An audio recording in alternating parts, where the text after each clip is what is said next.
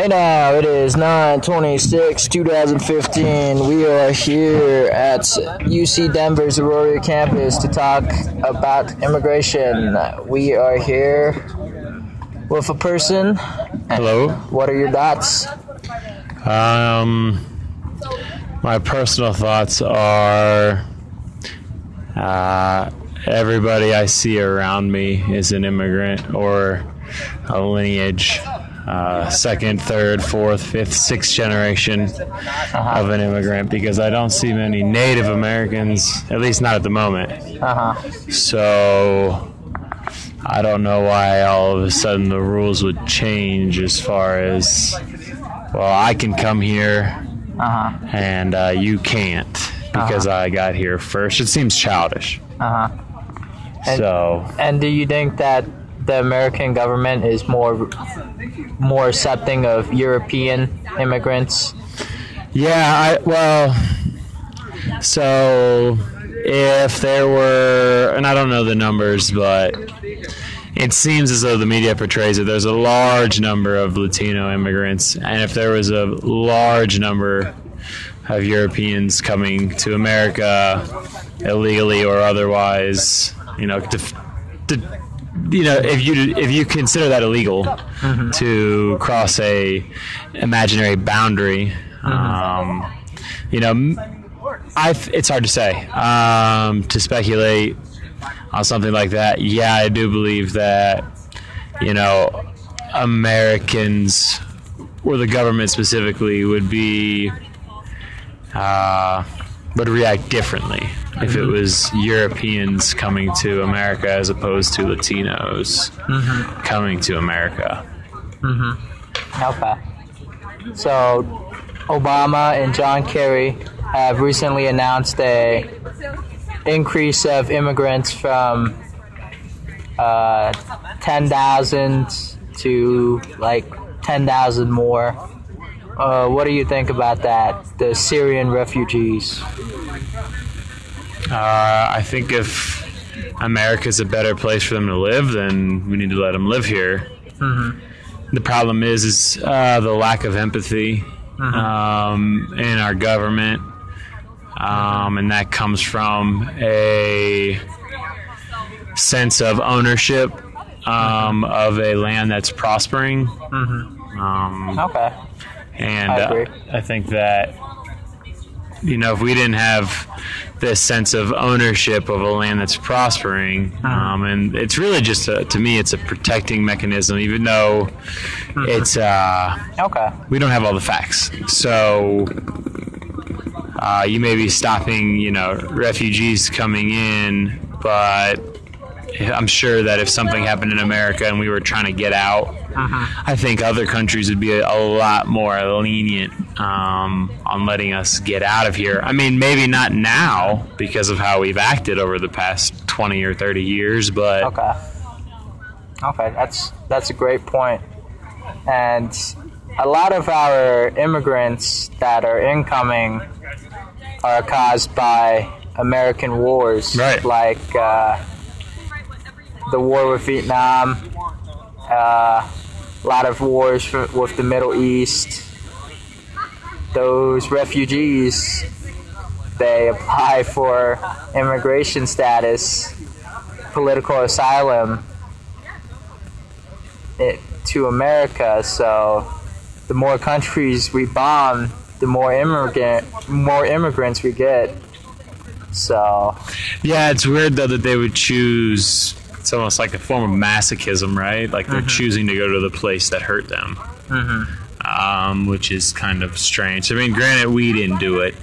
Our government chooses to do certain things and chooses to use the media to sway us one way or another. And, so I guess I shouldn't say they're going to the place, to the people that hurt them, but the government for sure. I agree. Yeah.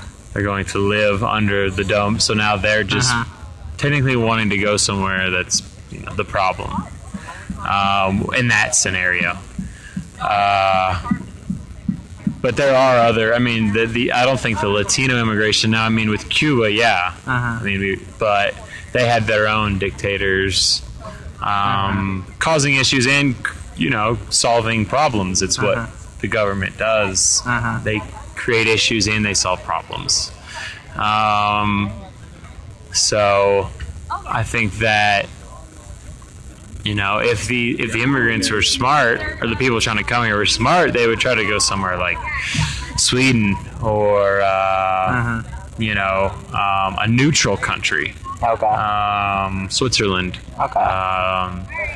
And they probably do. I mean, I'm sure that's an option, but I think that the way that we've started to bump up like the welfare and our standard of living here, what we call poverty. It's pretty nice. Yeah, it's very nice relative. poverty. It's like luxurious poorness. Yeah. Being poor in New York is right. You're still like rich. Yeah, you're still living better than people in. Yeah, I mean it's just relative, is what it is, and that's why people want to come here, is because the relativeness of poverty here, as opposed to the relativeness of poverty in a third world country. So I think that's part of the issue, but what I'm realizing now, the poverty level or the poverty populace is increasing. So I think going somewhere like Canada or a place that, you may not be rich, but you're fine with just living in the middle grounds. There's a lot of countries that their currency is doing just fine. Their jobs are paying just fine. They're surviving. They're not living in shanty towns. I don't really understand this craze about America. Honestly, I don't want to be here.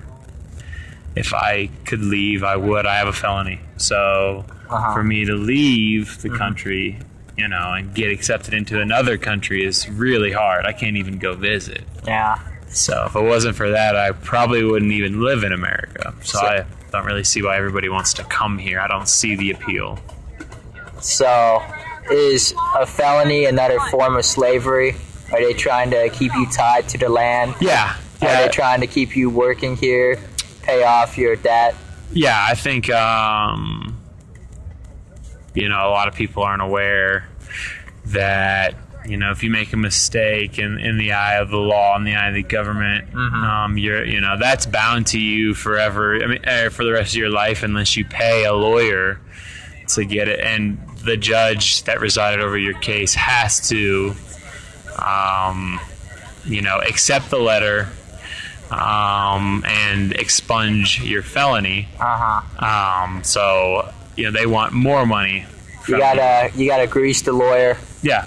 So the lawyer greases the judge. Yeah. And then they're all chummy buddies. Yeah. So, all right. So, as anonymous opinion, would you prefer refugees with more money, more education to be coming in rather than impoverished? Or do you think that the impoverished people can work their ways up?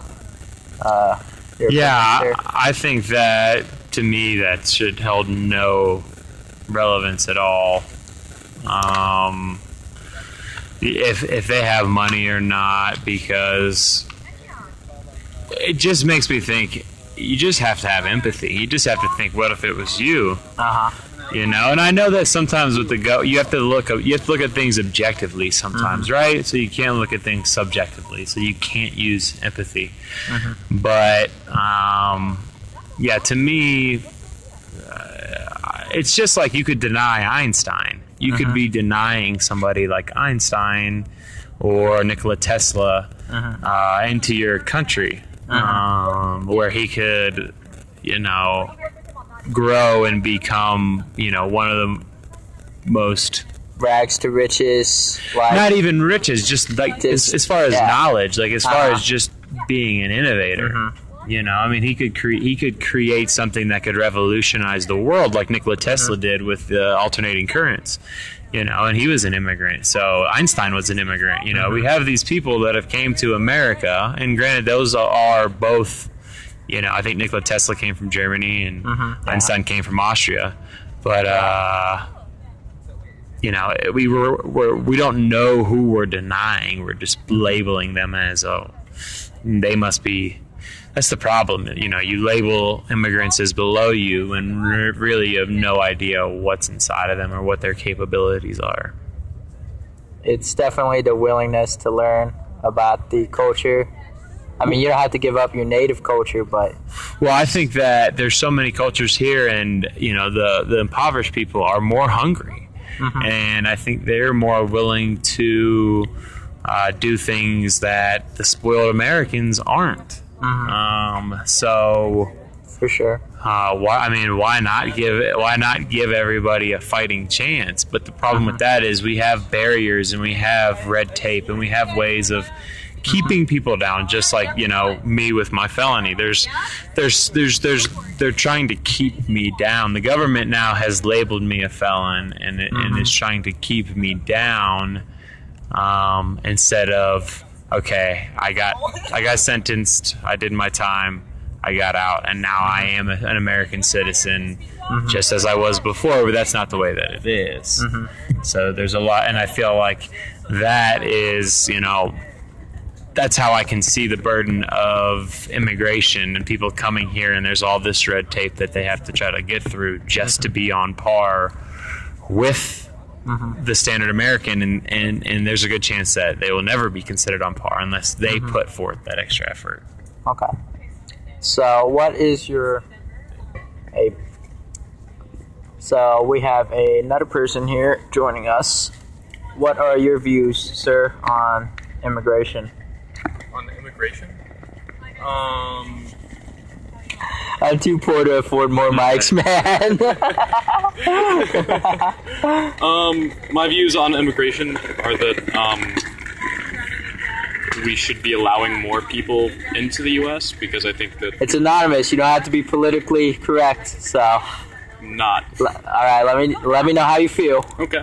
I think that we should be allowing more people into the U.S. because we started as a melting pot and a place where people could come and bring in different cultures, and I think we're kind of casting that out as a society, which we've done in the past, but I think we're kind of directing that towards specific cultures also. So, like, instead of casting out, like, people from Asian countries, we're casting out Mexicans. Instead of casting out Canadians, we're casting out Mexicans, Cubans, and stuff like that. Okay. So we just move on to the other, and then just keep on cycling through? Yeah. Okay. Yeah, and I think we should... That's a good point. Yeah. So I think we should kind of continue to let people in, especially since if we don't let people in, they're just going to come here very illegally and do what everybody's saying they are, not pay taxes on some things, which they kind of are. So if the door isn't open, let's kick it open. Yeah. That's not a good way to enter. Yeah. No, not at all. I agree. Because that's where you get the things that, like when people say, well, they're here without paying taxes, they're not paying to live here. They would if they could get a job. So, let's say they kicked in the door. They broke into law. We should give them an opportunity to fix that door and come in the right way. I think so, because our immigration process is pretty screwed up. I have a friend right now who's moved to the U.S. when he was 1 year old, and he can't get a job because of his visa status that they're forcing him to keep. He can't even... He just got his student application denied, even though he is a student. So he's here on like a Class B work visa or something, and he has to start his own business. Okay. To earn money. Oh, that's... Yeah. Oh. Yeah. Wow, that's good for him. Yep. It's tough, but it's good. Yeah, and to gain full citizenship, it cost him a good $10,000. Yeah. Yeah, you got paid. You got to grease the wheels. Yeah. Yeah, I think... I think you got to speak up. Yeah. Both of you, sorry. I think that, you know, the people that are... if you're forced to come here illegally because you want to live here, and then you're found out... I actually have a buddy who's, you know, been deported twice, and he comes back And the problem is that he builds relationships and builds friends with people who don't care, and general managers of restaurants or what have you, that, they see him as a person providing for not only himself but his family. So they allow him to work. They don't look at him as this terrible person who broke the laws and he needs to be punished. And sooner or later he might get deported again. And the problem with that is the government freezes his assets and takes everything he saved. And where does that go? He earned this money illegally, but where does it go? He lost $13,000 the last time. And granted, he has sent a lot of money home, but he lost $13,000. Where does that go? Who's getting that? Those are the questions that need to be answered, because there's thousands of people being deported, I would say, at least on a weekly basis.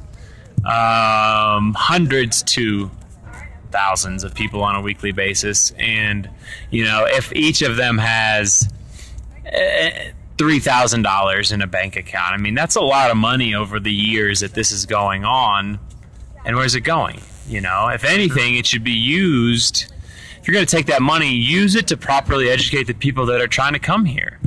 Use it to, use it in a positive. Take that money, that if you're going to take it from them, use it to help the next person trying to get here. So, that's kind of how I feel about coming here and working illegally. I totally agree with that. I have to head out. Okay. What is this? It's just me. Individual, no agenda. Maybe some purpose, but just, we gotta talk. Word. Yeah. Thank you for stopping by. Yeah, no problem. Anonymous interview, so peace and love. So, I knew a friend who got a felony for marijuana distribution in Iowa, and he went to Catholic school to try to, scrub his record, even though it's unscrubbable. But what's your plan, sir? What are you thinking? So that's the reason. So I was, now granted, I don't know if I can say ethnicity. Don't say anything at all about. Don't say anything about your case or your name or anything. No, I wouldn't say in that. general. Can I say that my skin color? Yeah. So for me, being a white male. Of course you can say that. Okay. Yeah, right. yeah. It's a lot of us.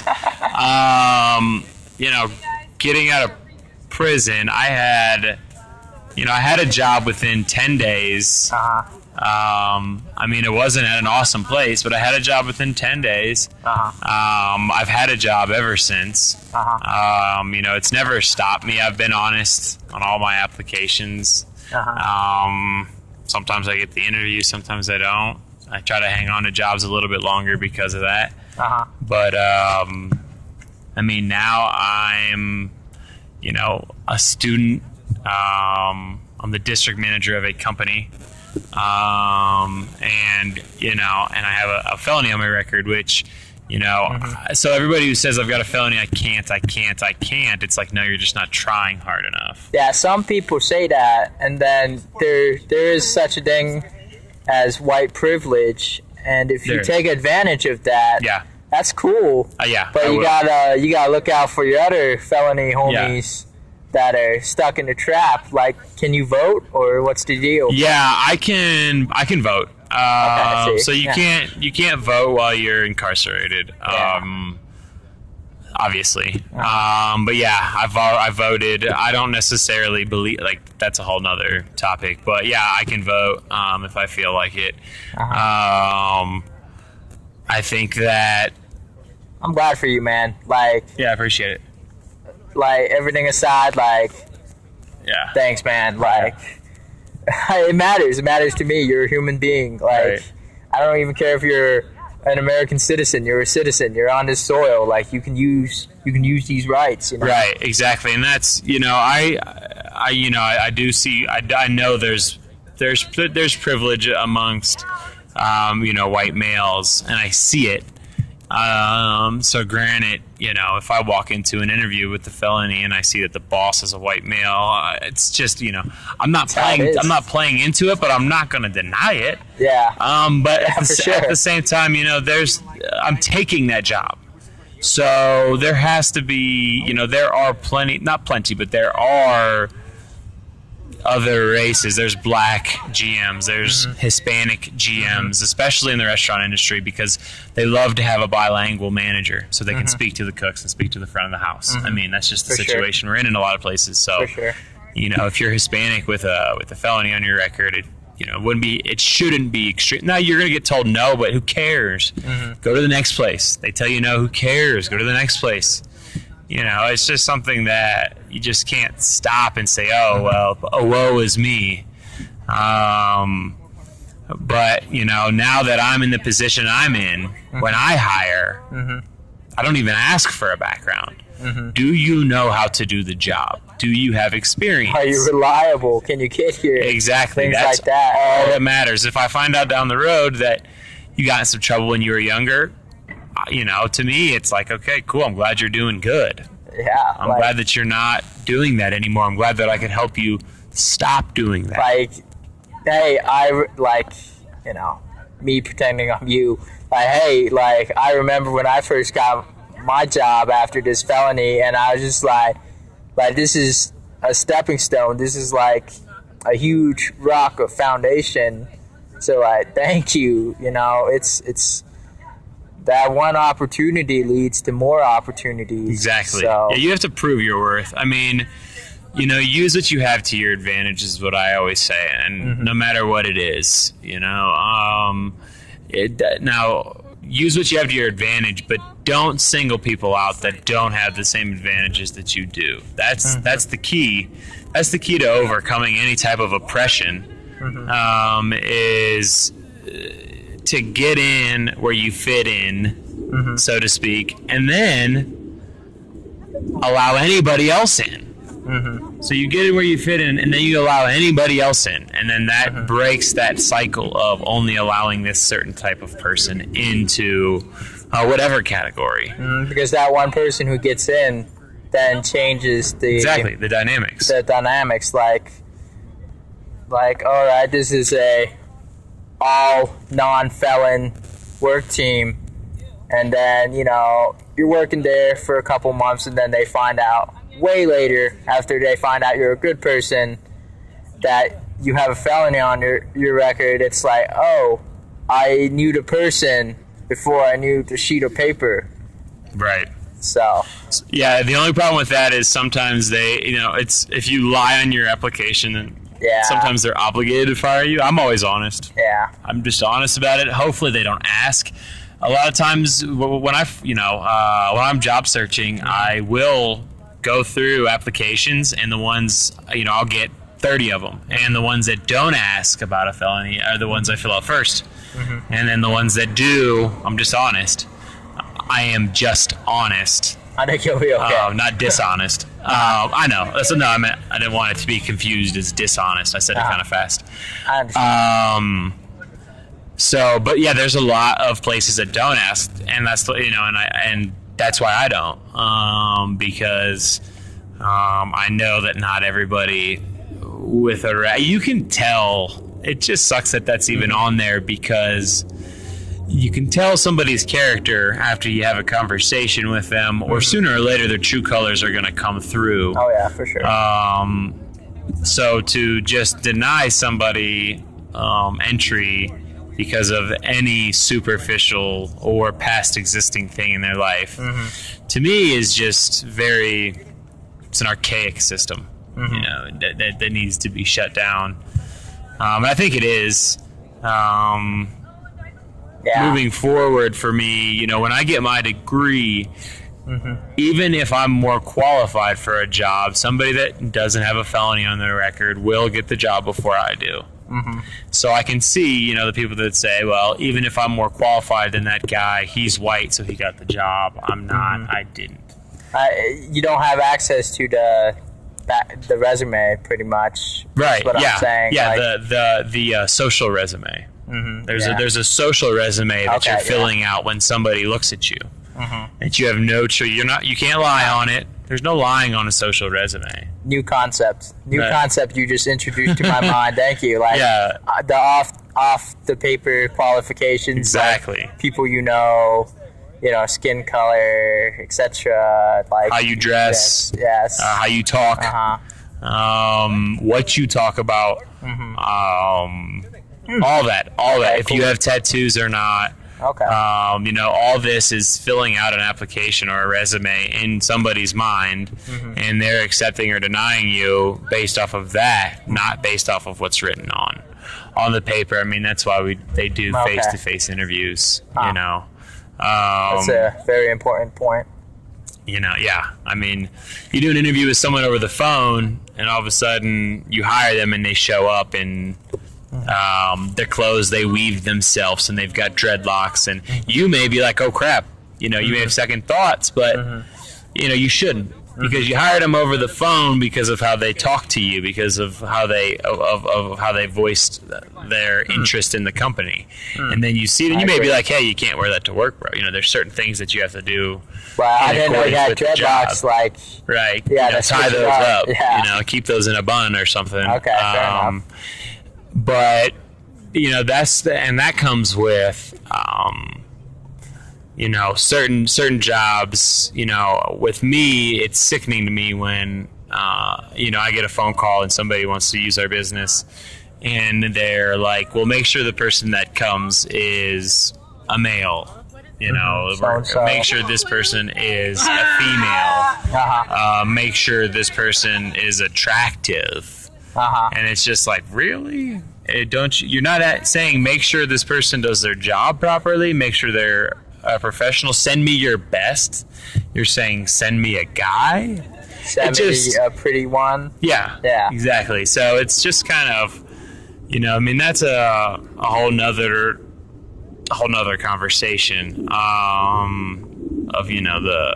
how Americans look at beauty as a characteristic that's above all. It's a job qualifier. It's a job qualifier. Actually, at an unknown place that I worked, they would only hire attractive, quote unquote, people. To me, everybody has their own beauty. It's just some people just are trying to find how to express it, and to be so superficial as to not hire somebody because of their shape or size is extremely. I almost laugh at it. It's ridiculous, but it's the person who isn't getting the job isn't laughing. So it's funny because that person thinks that way, but it sucks for the person who isn't paying their bills because their parents might have fed them too many sweets or whatnot. Yeah.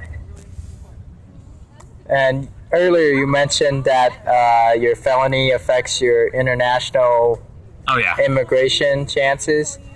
Okay. Does it also affect your visa? I can't even. My family owns a cabin in Canada that I can't go to. Ooh. Because Canada won't let me in. And Mexico won't. Because I'm a big bad felon. Mexico, I haven't tried to go to Cancun. I can't get a passport. Ooh, okay. I feel you. Or getting a passport is extremely difficult. I don't know if I can't. I couldn't while I was on parole. Okay. And now that I'm off parole, I don't know, because you can't leave the country when you're on parole. Save your money. Find out later, man. Don't apply and send them $100. Exactly. And that's what they said. Yeah. They're like, we don't know, but you can apply. And it's like, I like my $100. I work a lot. Yeah. So. And I'd like to go to Canada. I think that if my grandpa owns a cabin anywhere on this planet, I should be able to go visit. That's weird. I never thought about that. It's like reverse immigration. I don't know. Yeah, they keep you in. Citizen lockdown. And it's weird that it's not really that America's keeping me in. It's that other places are keeping me out. Yeah. Okay. So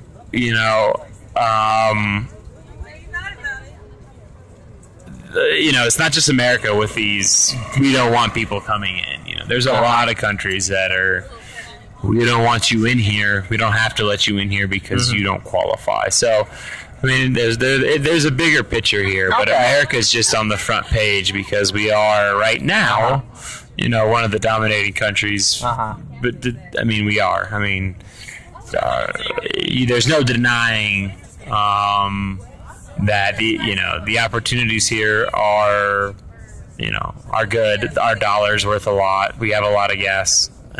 We have oil. We have a lot of power. There's just a lot.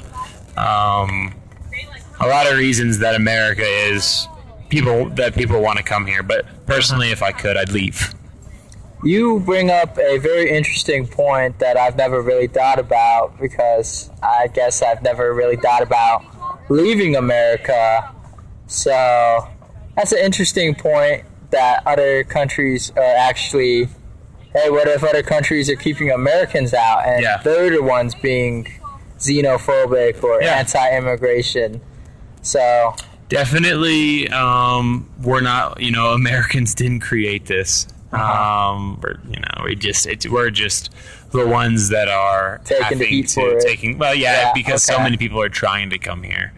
You have a bunch of people trying to going into Canada. They're going to let people in until a certain point, which is kind of what happened here. And then, Canada takes the heat, and then Canada starts to build up these regulations and allow X amount of people and this and that. So, granted, another, European, I guess, French.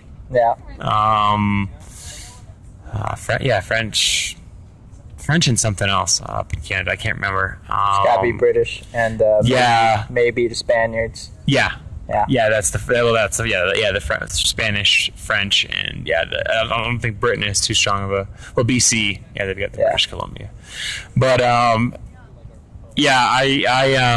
look at Australia as a viable place to live. I look at Canada as a viable place to live. Australia, the irony. They've got a great, they've got a great minimum wage, and they just they're an island. So everywhere, any direction you go, there's a beach. They've got mountains. Literally, everyone's an immigrant there. The ocean, and you gotta drop off them scumbags. That's what it started out as, right? Dropping off the scumbags. And then turned into exactly. One of the most prosperous nations on earth. Just like, Britain. Right. Gotcha. Exactly. And that's, it's crazy. I have a couple buddies that have gone to Australia, and one of them actually moved there, and he loves it, and has, great paying jobs out the gate because their minimum wage is such a good rate, and working his way up. And I would love to. Do you think they have a referral system? Like, hey, I need my friend so and so in America. They probably, I think they do, because my other buddy is his buddy. We're all buddies, nice. And he's trying to get in there too. Talk to the immigration officer. I think he can on his application. After he's been there, he can kind of help get him in. But they're not super, because they don't have the problem that we do. Oh, okay. Problem. Okay. In quotation marks. Okay. So they're kind of just like, okay, you want to come here on a work visa? Okay. Okay. I mean, that's what I've seen so far out of my group of friends. So. And I think you have a stronger case for immigration over there because you have a social network that's already established over there, which is another important part of immigration. Like the Latinos, Mexicans. They already have family members here. They have strong communities already. Right. So, if they were to apply for immigration, they would be comfortable. They've got that support network. And if you were to go travel to Australia, you'd have friends there because, that, just one person coming over to a new country that's talking about the indoor plumbing. The first person that comes here, if none of their friends have been here and they contact their people back wherever, and they're like, you would never believe how everybody lives here. You know, you can see the appeal. You know, just of the standards, like we were talking earlier. The slums here. The slums here, nice slums. Are nice. They at least have plumbing. You don't have an outhouse that you go to, and you know, you have probably heating and cooling and refrigerators and stoves and like you work inside, right?